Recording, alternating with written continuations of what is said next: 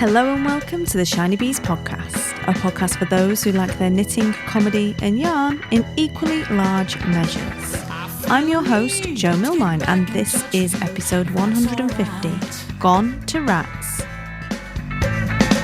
I feel a need to laugh again with you, if that's alright. I need a drink, I need a friend, I need your help. Hello, and welcome into episode 150 of the Shiny Bees podcast. Today is Friday, the 26th of June, and I am Jo. I'm your host, back again with another episode, a little bit later than planned this week. There's been a lot going on, and we're going to talk about some of that coming up in the episode, which will be, again, another short episode this week, because half my content I've had to change, basically. And I've been hanging on a little bit, hoping for the sensible caption to turn on, but it doesn't appear to be happening. So I wanted to check in with you so you know that I'm not dead, basically. And also put my thoughts forward on this subject. And yeah, see how we get on, basically. So get your brew, get your knitting, and we will crack on with the show.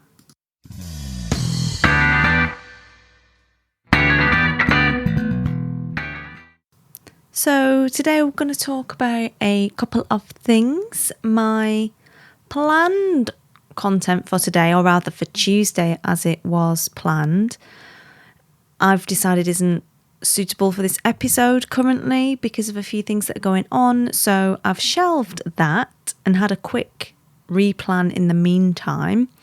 So I'll talk a little bit about my thoughts about Ravelry as it is. I know there's a lot of stuff out there about this subject at the moment, and I just want you to hear it from me.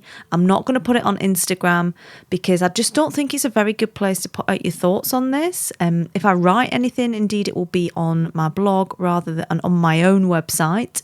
More on that in a minute about this, but obviously I want to talk about my thoughts on the whole situation so you know where I'm coming from as a podcaster and, you know, someone with an audience in this community.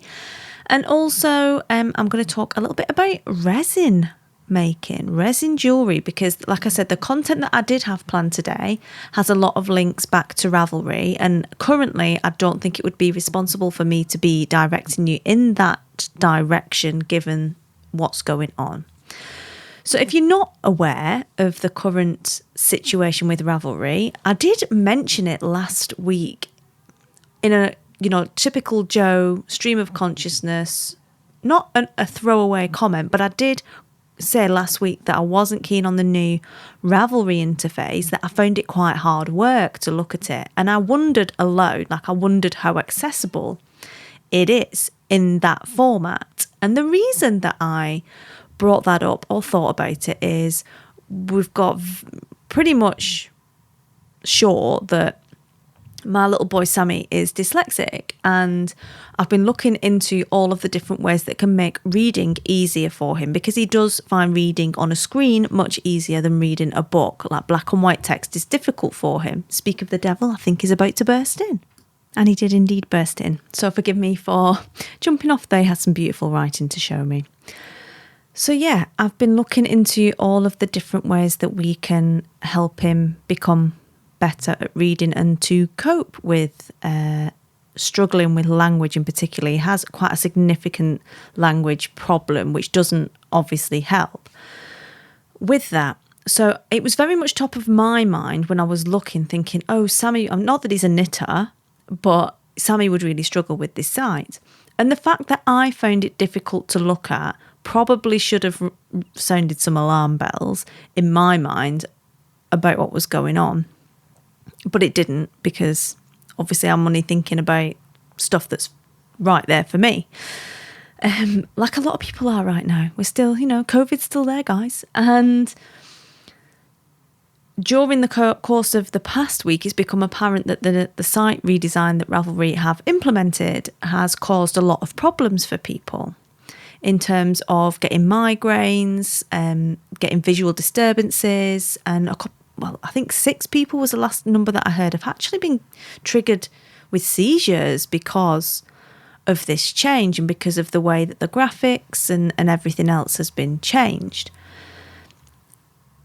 Which obviously brings up some concerns and issues for me, and I'm not going to kick off and rant about it because I feel like there are enough people already doing that. But what I obviously do need to be mindful of is that I have a responsibility as a podcaster for my audience, and I take that really seriously.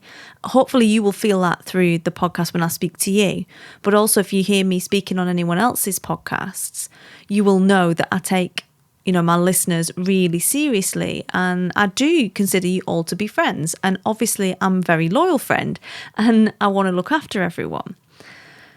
So it would have been inappropriate for me to continue with the content that I had planned for today's episode, because if it contains links back to a site that has some safety concerns for some of my listeners, and some of my listeners that I know and follow have actually already said it has caused them migraines, I can't in all honesty say it's a good idea to link back to any of that content at the moment as it stands. Now, this isn't let's all go and beat up on Ravelry. That's not what I'm saying at all.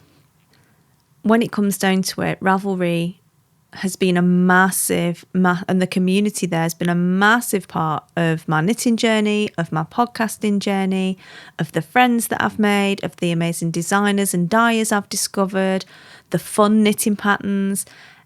So much of my work links back to Ravelry because so much of what I've done in my knitting over the past 10 years has been heavily influenced by Ravelry.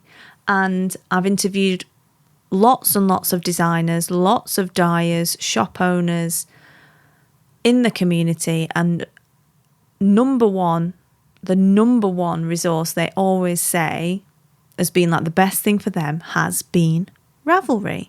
It has been a massive part of everyone's knitting journey, and I'm really super grateful for that.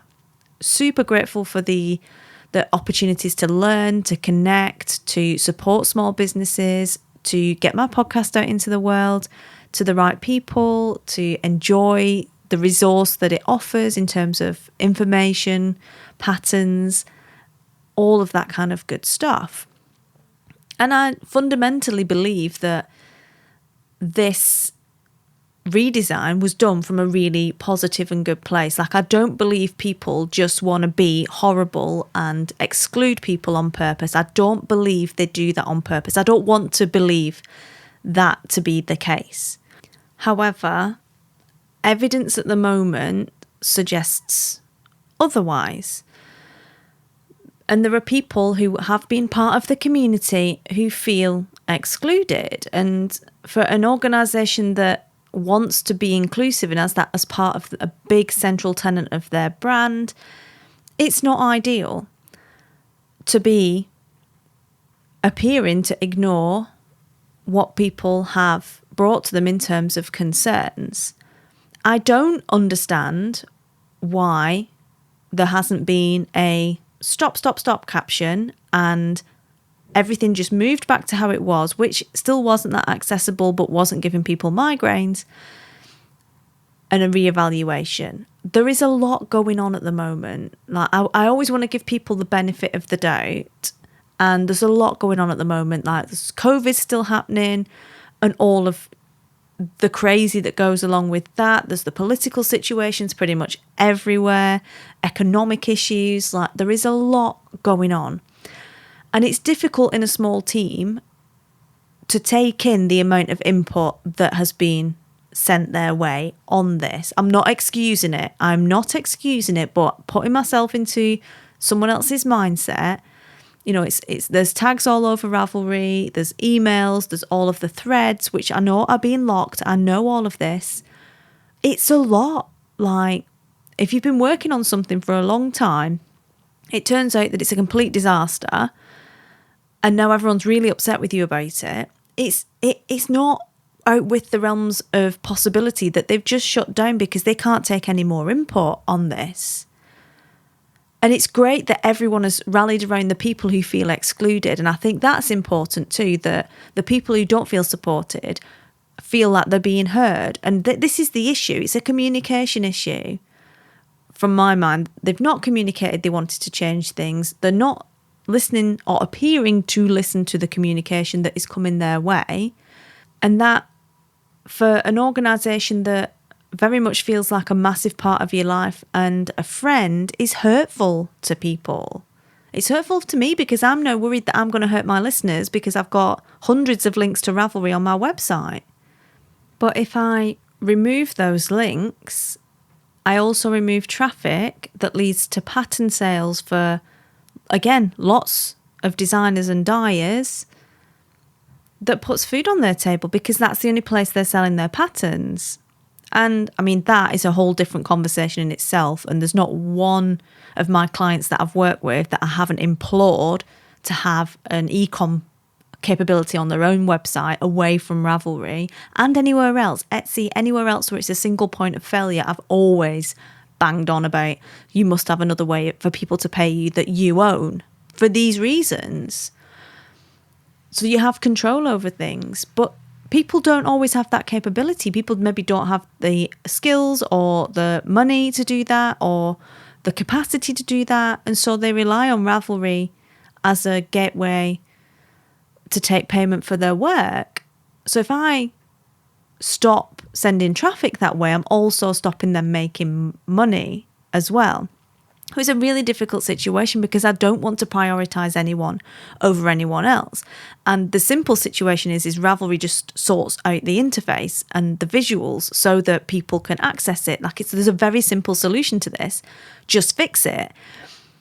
But there appears to be a reluctance to do that. And whether it is reluctance because they just don't buy into the need, or whether it is reluctance because they're totally overwhelmed with the level of communication and input, which is also a thing, I don't know.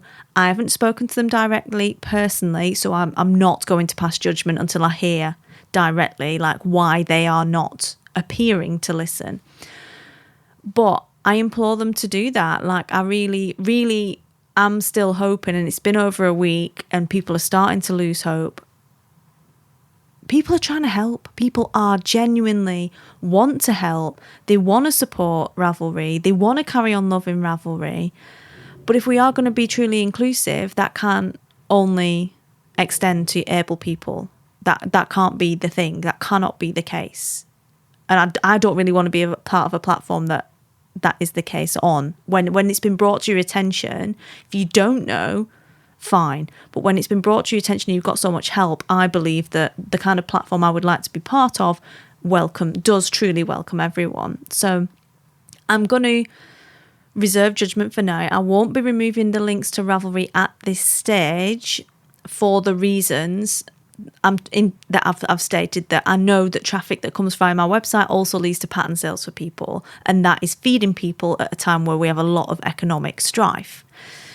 Equally, I'm not going to continue, because I've got to find a balance, right? I'm not going to continue putting links to Ravelry at this stage until it is made safe for people that have neurological issues or any kind of issue that means using Ravelry could potentially cause them to feel unwell, have seizures or anything else like that. I can't sit here and continue to put links in knowing that is a risk. Now, that is my approach for now. Obviously, if it continues to be a really big issue for users on the site and things aren't put back, then I will review that. And if I feel the need to remove all of the links, then I will do that.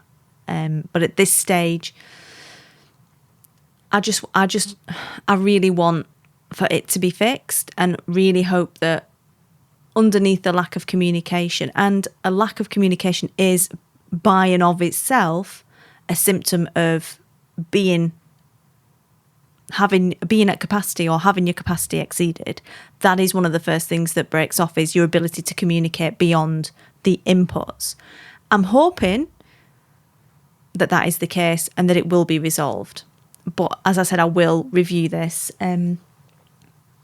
weekly and until I'm happy that something's been done that is adequate, or I make the unfortunate decision to remove links, and hopefully by then there will be some alternative ways to send traffic to those people that would be affected by that. So we need to give I feel like there needs to be a little bit of grace at the moment, and I get that I'm privileged and I can say that.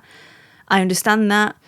I'm just trying to find a balance that looks after everyone. It is really difficult. But hopefully that sounds sensible and you feel okay with that as a way forward. So yeah, like it's gone to rats. That's where the title came from. I feel like the world has completely gone to rats. If now, like the only thing, like even Ravelry's gone to rats now. We've had locusts, we've had wildfires, we've had pandemics, economic collapse, like you name it, we've had it now. So I mean, what else can there be, really? So yeah, one of the other things I do have to direct you towards, though, if you are having trouble with the interface, there is Evanita. I will write it down. The handle is EVANITAEWM on Instagram, has created a new theme that you can overlay onto Ravelry that should get rid of the issues that are being caused. I appreciate that it's currently unsafe for some people to go in there because you have to log in with the animated login screen. But this is something that might be helpful, so I'm going to share it. And take your own health and safety and take your own precautions for that. If you are going to be affected by it, then please obviously do look after yourself first. This might help, but it won't help if you've already been made sick or triggered. So yeah, there we are. So today, instead of like knitting related stuff, because obviously I don't want to be like sending you looking for patterns on Ravelry right now, I'm going to be talking about something else that I have tried over lockdown in terms of crafts. I know a lot of people have struggled with the mojo and stuff. We've talked about that quite a bit during the past few episodes. I'm much better. I'm enjoying the fair isle with the knitting. But I also had a little go at resin jewellery over the past couple of weeks, and it's mostly triggered by the beast. She is massively turbo crafty, total mummy's girl. Like, can I make it? Can I fiddle with it? Can I sew it? What can I make? She is like Little Miss What Can I Make? And it turns out she can make tons of stuff. She's amazing. And I was on Instagram and I noticed one of my lovely listeners, Jackie, had tried a bit of resin jewellery, and I was like, oh, the beast will love that. So I decided to go and get a box and we could try it together. So I bought it. It isn't a review from a giveaway or a sponsored product or anything. It's just something I went and bought. I wasn't asked to review this. Was a kit from a company called Resinate. So it's resin with an 8.co.uk. It's a British company. Obviously, if you're overseas, there will be other companies that do things similar to this, but I believe that Resinate do ship internationally as well. And it was a kit, it was like a best friends kit. So it was a kit for some resin jewellery that had a set of findings for the jewellery and the little holders and stuff. Her name is for the holders. For each person. So there was like 2 sets of gloves, 2 sets of everything. So you could do these projects together. And it was all themed with a lovely blue, pale blue, white and dark blue colour scheme. It came with a load of instructions of how to make things on a leaflet, and it was super easy to follow actually. They do a lot of videos as well, I believe, but I didn't need them. The instructions were really good. I think it was like £30 delivered. I got some kind of discount on it. It was on offer at the time. And delivered in the UK, it came to about 30 quid. I really liked it actually because it had everything in there that you would need. There was no need to like, sometimes when you get a kit, there'll be like the main items, but then you'll like, oh, go and get this that you don't have lying around. Go get that you don't have lying around. Particularly in lockdown when it's very difficult to get out. Because I mean, I'm not going to go to the shop to go buy toothpicks with the kids and queue up outside just so I can make resin jewellery. And the good thing is with this particular kit, you don't have to do that. It was all in there, which was amazing. So we decided to make it. It was really good, fun. I can see lots of opportunities for like resin stuff with yarn and ideas for things. And you basically have two different sets of chemicals that you mix together. That makes the resin. And then you can add colours or different sparkles or whatever to it. So it came with a couple of colours of mica powder, which makes it turn into almost like a pearlescent nail polish would be how I describe it. And you mix that in and that gets you your colours in your various different pots. And then you use lolly sticks and cocktail sticks to add those to the findings. They're like a ready cast silver bits of jewellery that you then fill with the resin. And then you add other bits to it. So you can add some bits of glitter or some little chunks of like glittery metal or whatever else to make your patterns. It was super relaxing. I really enjoyed the process of it. And there was some guidance or guidelines of how to create certain effects with the different bits of resin. But it was quite nice just to play around with it and see how that affected things and see how you could make different patterns and, you know, how to dome the resin so it looks quite professional on top, how much glitter to add. It was really good fun. I think it would be one of those activities that would be great for things like a hen party or maybe a teenager birthday party or something like super crafty people birthday party where you're with people that like to make things, because it's got all of the stuff in there. And if you think in terms of an activity, it probably took us a couple of hours to do, and there was a full set of equipment for two people in that. So that's like £15 each, which I think is really affordable for an activity to add on to any kind of function, really. Even if you went bowling, it cost you 15 quid probably for a couple of games of bowling. So I thought that was really good. The instructions were super clear as well, so the resulting effect was pretty good, pretty professional, to be honest. Izzy enjoyed it a lot. In particular, it kept her interest. She's 9 now, so it kept her interest for quite a long time. Obviously, you need to supervise children very carefully because these are chemicals and obviously they can be dangerous. The box does come with a set of PPE in terms of gloves and things, but you're going to need aprons and safety goggles as well if you're going to choose to use safety goggles. So luckily we had some science kits around, and it just makes you feel a little bit more serious if you've got goggles on. So we just use those. And we made a pendant for a necklace. We made a pair of earrings each, and we made a bracelet each as well. And the bracelet was made up of like maybe 7 or 8 different circles that are all attached together. And then all of the findings that then attach all of that into a bracelet were also included in the kit. So you get quite a good amount of value out of it, because obviously there's the time spent designing the resin, but then there's the time spent building the jewellery as well. So it's sort of a double whammy, really. The clever thing that they did, and I don't know whether they do this on purpose or whether it's because that size of bottle is just more economic in terms of cost, because sometimes that's the thing as well. Like a bigger bottle can be cheaper than the smaller ones. But there was tons of stuff left over. So I think we used 10ml out of each bottle, and each bottle had 50ml in. So I've still got like 4 lots of resin left to make another 4 lots of jewellery and the mica powders. So all I would need to do now is go back to the shop, clever Resinate, loving your work, buy some more findings or some moulds or whatever, and then I can use the rest of the stuff to make more resin pieces, which is really cool. So if you've not tried resin making or resin art, I would definitely give it a go. It's got all of those ticks for the colours that we get from knitting, and we like making things because we're knitters. And it's also a really good activity, as I said, to get in as an add-on to some kind of party or function or get together, which hopefully at some stage maybe we'll get. Maybe we'll have that soon. So the website is resin8, RESIN number 8.co.uk. I will put links in the show notes, and all of the show notes as usual will be at shinybees.com/150. So that's all I've got time for this week. I hope you have enjoyed the show. Wasn't really what I had planned for 150, but we roll with the punches here. I'll be back again with you next week, but until then, have a wonderful week. Happy crafting, and I will speak to you all again soon. Cheers!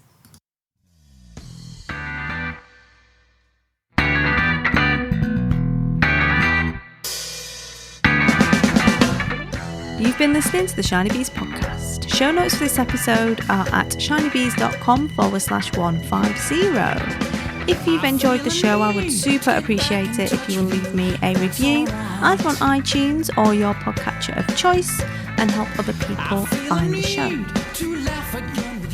If that's alright.